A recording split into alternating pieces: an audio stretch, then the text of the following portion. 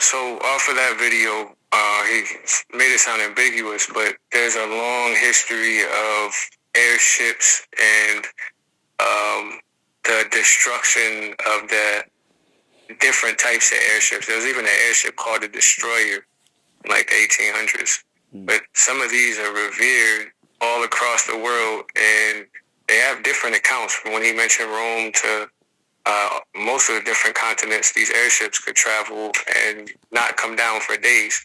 But they carried massive artillery and bombed America and all these places, America for hundreds of years. So, did you know that in the 1800s, right up into the 20th century, our skies was completely littered with airships? Oh, you son of a bitch. But what they don't want you to know is that these was not no normal airships. They was powered by natural free atmospheric energy. Oh my days. These tall buildings used to work as a charging port for these airships. These buildings wasn't just for show. They was docking stations that picked up passengers and took them all around the world. You have to understand, this is not their technology. This is Tartarian tech. It wasn't just buildings that could charge up these airships. They could also charge them at sea. Even the US Navy got involved with this Tartarian tech. So the mainstream narrative says the first successful airship was constructed by Henry Garfield of France in 1852. But we know, anytime they mention the 1800s, they're lying, because that's when they did the last reset. And they claim that in 1937 there was a disaster in Hindenburg, New Jersey, and because of that, they never used the airships again. And if that's what really happened, why remove it from history? Why don't you teach it to the kids in school? And why would you whitewash the sky? The predecessors were bigger. Those were the runoff of a predecessor that didn't use any type of helium or any blimp. The Zeppelins were meant to redact and suppress airship technology, but the predecessors you'll find had sleeker models, and they moved with quadrant dynamics, more on the magnetosphere or the ionosphere. There's a lot of different ways to explain each one of the different airships, but they used the electromagnetism of the Earth or vibratory frequencies to levitate or to travel. People often get airships and blimps confused, though. While blimps are basically just big balloons with little cabins on them, airships are a giant metal frame with many balloons filled in there. And you can see the massive size of them compared to the US Capitol. So a lot of people, when I discuss airships, think they're just blimps, but really they are completely different crafts in all respects.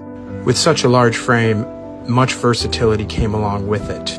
From the large crew complements, the cargo capacities, the speed, the ability to dock pretty much anywhere, and their durability.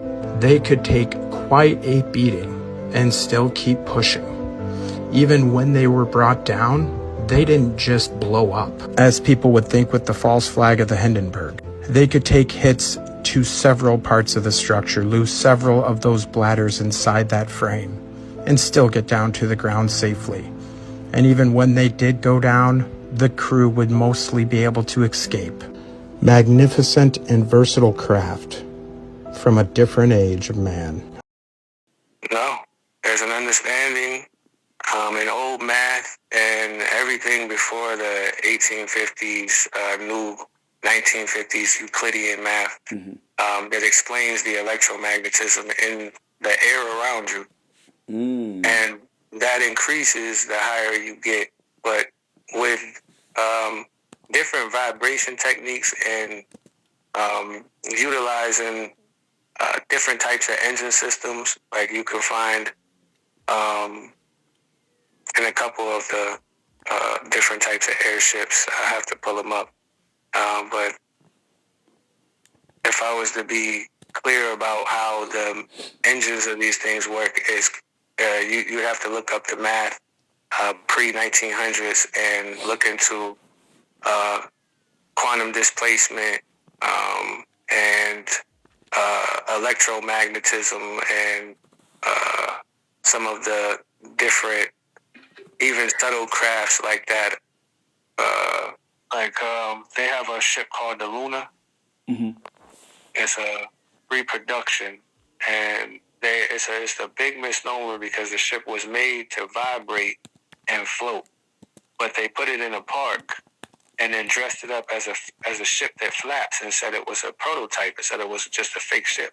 Fitting with the attraction's narrative, a guide from the Aerial Navigation Company entered and explained that riders were going on an extraordinary adventure made possible by the great secret of anti-gravitation and aerial flight. With the auditorium lights dimmed, the Luna started its journey. A gong rang, and the wings above flapped for liftoff. Guests looked out the sides of the ship to painted panoramas and down below to a painting of the exposition's grounds. The images and settings changed in various scenes by revolving, a technology known as cyclorama. The illusion of floating was made real as the ship rocked and swayed with lighting effects projected around the room. A concealed buzzer simulated the sound of an airstream with a wind machine blowing gust on riders to give the sensation of forward movement.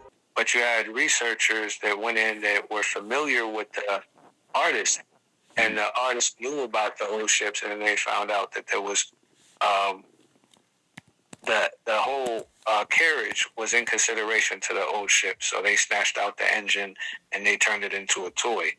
But I think that ship was, the Luna wasn't but 100 years ago or something like that. Yeah, dude, if you've ever seen, there's a cartoon, Pirates of Dark Waters or something like that. Okay. There's old cartoons and stuff that talks about the seven seas for real, not people guessing what the seven seas are. Right. And then the part where the ships themselves had different things that a lot of the ships would need water to cool. So they would go to the water. A lot of ships, they even have stories where the ships were on the water and then would levitate, then would fly. So the misnomers, if you ever seen any type of imagery where they had ships, like you said, that fly in the sky. Yeah, like the Flying Dutchman. Well, that's the alchemical sail, and you can see it's not a fake thing. So and you can pull that up in the Tito Livio. They treated materials that would resonate with like a vibrating carriage, where it would help displace things. So they put linens with metals. Okay. They help destabilize and create like a magnetic environment or lift. So they treated different things with this. I was just going into the Vajra and how it has a knocking element to create a vibration. Like alchemy has a lot of alchemy interacts with the electric around and the energy around. So there's a couple different tools and techniques that they use, but a lot of it coincides with each other. Mm-hmm. So they still use certain technologies to this day. So when you're looking at that, I'm sure you can get it from the alchemic sail all the way to the NASA sails to see what kind of different assortments and arrangements they have with these things. But, you know, it would be a stretch to say, like, from what people can picture, that they had ships with a sail that just flew off like Peter Pan.